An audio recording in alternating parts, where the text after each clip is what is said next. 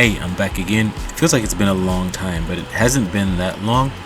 I want to look into some research here that shows how carbon dioxide is captured from industrial processes or even from the air. Plants give off CO2. So this CO2 is transformed into clean, sustainable air. Not air. Sorry. Transferred into clean fuel. And what's interesting? They use solar power to create clean fuel. There's so many of these alternative ways of getting fuel and energy. Why haven't we found something that is large scale and sustainable? I feel like feet are being dragged on purpose because I feel like it's been 10 lifetimes. I feel like feet are being dragged on purpose for the sole objective of money. Because if they can't make money from it, then it won't be a use for those who want to extract money from people. Because based on all the ways of getting fuel, or based on all the hundreds of ways of getting energy, it's like energy should be free. You can pull it from the air. Everyone can have their own little energy capacitor attached to their home. But of course, it's not going to work that way because certain people have to make their money. I've gotten on a soapbox. I apologize. Let me get back on topic. So, researchers from the University of Cambridge developed a solar-powered reactor that converts captured CO2, that's carbon dioxide, and plastic waste into sustainable fuels and other valuable chemical products. So in these tests, the CO2 was converted into syngas. Syngas, S-Y-N gas, is a important building block for sustainable liquid fuels. And plastic bottles were converted into glycolic acid, which is used in the cosmetic industry. So imagine, solar power was used to kind of create another source of fuel, or another source of energy. So use one source of energy to create another source of energy. I guess it's the same way with the dams and electricity. So in the test these researchers conducted, they were able to take carbon dioxide from the air and even industrial exhaust and convert this carbon dioxide into sustainable fuel. Again, I know they also use, because I know plants give off CO2 all the time. So I guess that's where they're, in a sense, they could be pulling it from plants. I know there's photosynthesis mentioned in this research somewhere. I'll mention it later in a second. But they say these clean fuels can be used to power the economy without the need for environmentally destructive oil and gas extraction. Again, I keep saying we hear this all the time, but when is it going to be applied in everyday real life? That's my thing. So, they've basically been developing sustainable net zero carbon fuels inspired by photosynthesis. I thought so. Exactly. This is where, again, I mentioned where plants convert sunlight into food using, but for this process, they use artificial leaves, which is, it's funny the things we learn from nature. There's a lot of things that we learn, they're building machines that operate like insects based on insect physics. I guess nature teaches us to do a lot of stuff. We should have been, I know we've been doing it before, but we should use nature as a prototype, not exactly prototype, but a design for everything that we do. But we tend to, go about it sometimes the hard way, when nature shows us something that's more simple and pragmatic. So up to now, the solar-driven experiments have been used pure concentrated CO2 from a cylinder. But for it to really be like a practical use, that's what I'm thinking, pragmatic practical use. They say they have to be able to actively capture CO2 from industrial processes or from the air. And this is the main process that they did during this test. But CO2 is just one of many types of molecules in the air. So they have to basically, I guess, pull out the, I want to say, contaminants, or to make it less diluted. So that's a challenge. I guess that makes sense, right? Because there's a whole bunch of junk in the air along with the CO2. So it's a challenge to make it more pure, I guess. I wonder, could they make it pure using another method that involves chemistry? I don't know. I guess we don't want to blow things up.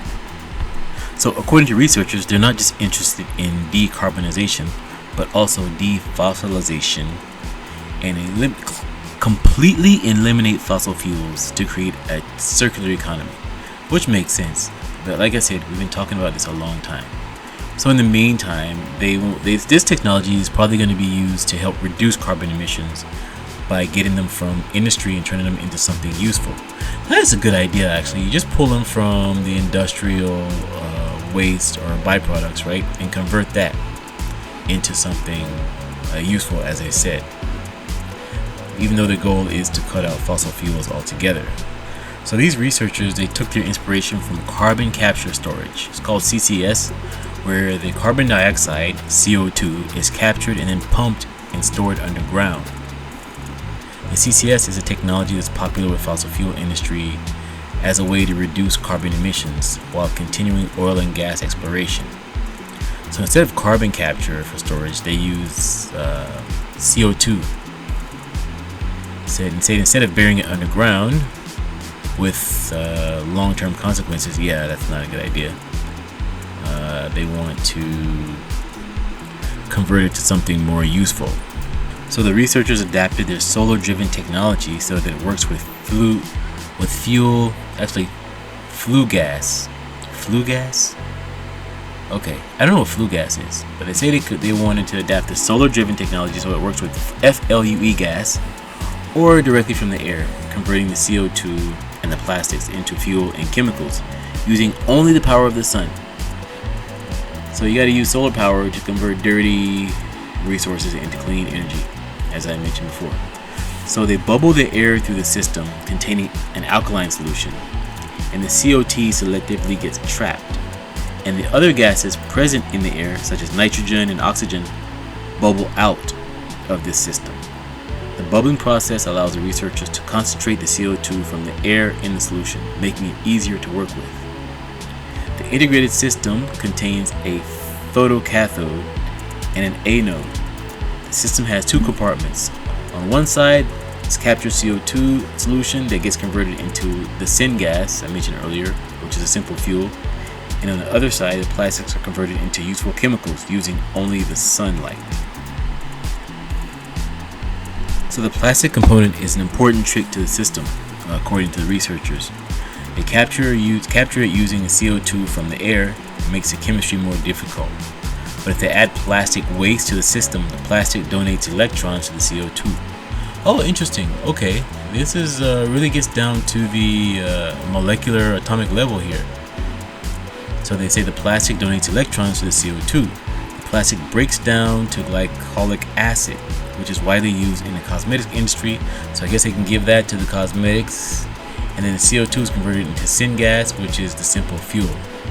Okay, so you basically, again, take the waste from industrial process and you convert it into two separate uses or two separate resources using solar power. Okay.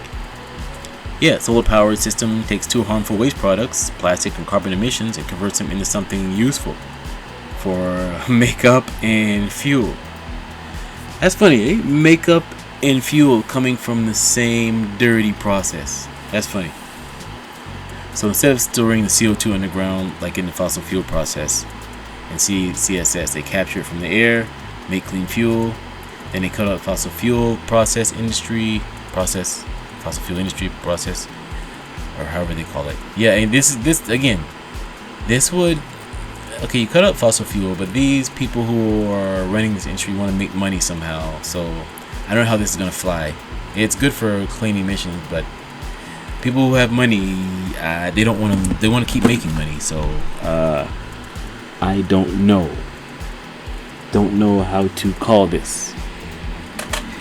I can just say that it's in a way politically it could be an uphill battle, realistically. But then, it depends on where you live, right? Some places they don't have that many carbon emissions. They could kind of live like this from scratch.